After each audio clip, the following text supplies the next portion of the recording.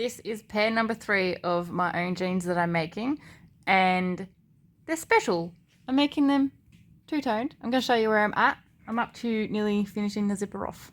Grey and black is the theme for this pair, for the back pockets and belt keepers. So I've just got to attach the fronts pretty much with the zip, and then baste them together, the front and the back, to make sure they fit me. I'll just show you a close-up of what I did here. I have an idea of one day to actually do these two separate pieces so this not double layered at all. But I just stitched this black over the top of the grey. But I do like the effect of this little fold with the top stitch line. I just like different... I like pockets to have some character, you know? I don't want them to be just like a boring, single-coloured, boring thing.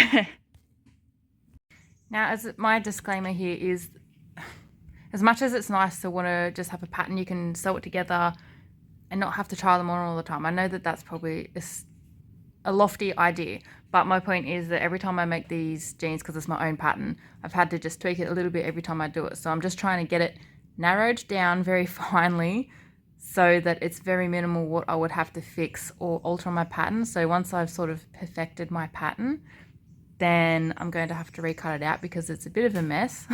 I'll show you. So the two messiest pieces, because I've had to add pieces to change them and alter them and try and get the fit just right. I even had to move the crotch line forward, and that was I'm glad I learnt how to do that. It was a bit of a mind thing, but basically after this pair of jeans, I'm hoping that I can just cut these out properly out of one piece and get rid of this sort of mishmash of stuff joined together to make one pattern piece. So my whole thing is just trying to make this good.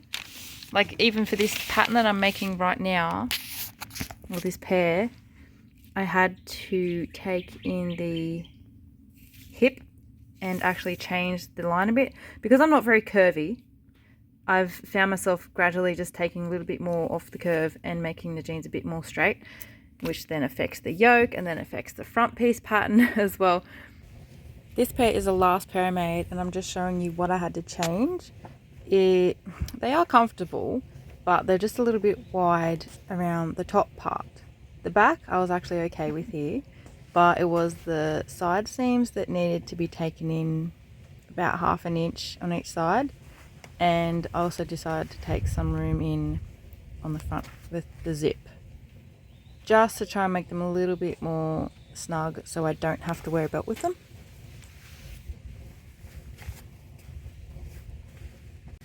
Here is a result of my pattern tweaking. They're very snug. I don't need a belt anymore. They're probably a little bit too tight, but I know that they'll move out with wear, so that's okay.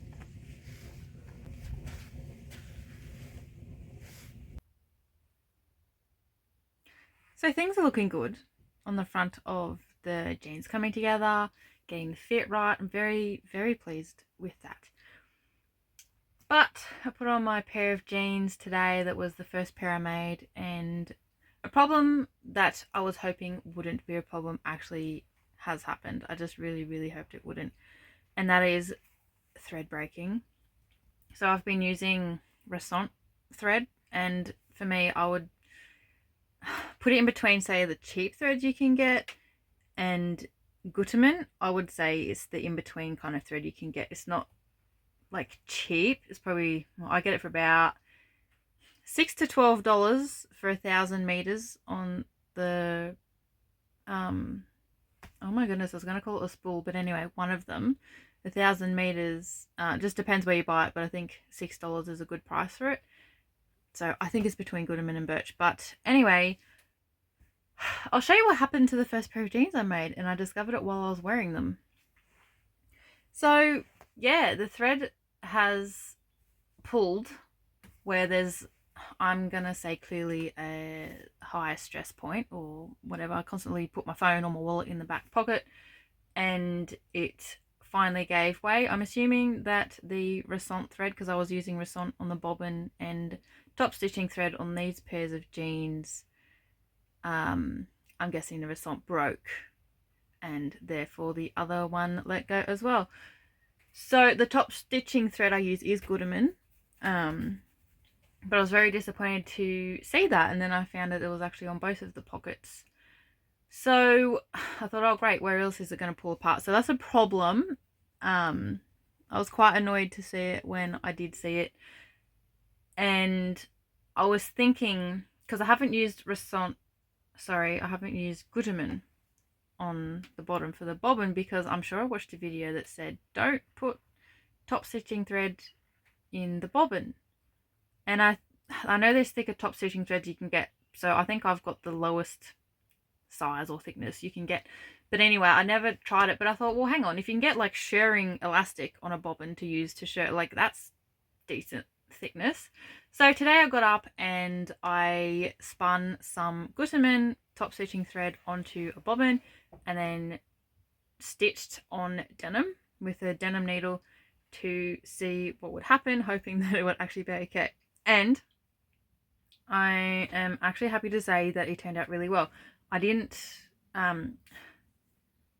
that the best thing to do is not backstitch when you start something if you're going to come back to that point. So for example, on the jeans legs, I hemmed them up with the Gutermann on the top and bottom and didn't backstitch when I started the stitch. So I came around back to where I started, then I backstitched, and then I think for the more professional look, or the way people do it, is to get a needle and pull the threads through from the top side on the outside and pull them through to the inside and then tie them. Took a little video so you can see how I did it. Tie them, and then hopefully they won't undo or unravel after I wash and wear them. But yeah, that was the biggest bummer about, yeah, I was kind of expecting it. I hope it didn't happen, but it did. So I was annoyed when I saw it, but I'm not completely disappointed, because now I know that my machine should be good with doing the top and bottom on the bobbin. So from now on, I'm going to use only top stitching thread on, it's probably going to have to be every part of the jeans that I make, so there's no more changing from thick to thin thread, because on this grey and black pair I made, I don't think there's any top stitching thread on it, which could be a very, very big mistake that I did. I hope not. So for this pair, the last pair I made, I actually just went to the back pockets and put another like rivet on the inside of the pocket, because I only had them on the outside first, so that'll stop that from pulling. If it does unpull, I'll just have to fix it as I go, but from now on it's going to be top and bottom thread is top stitching thread and no more thin thread. So that's where I'm at with that. The next pair I'm hoping is just going to be mint and there won't be any problems.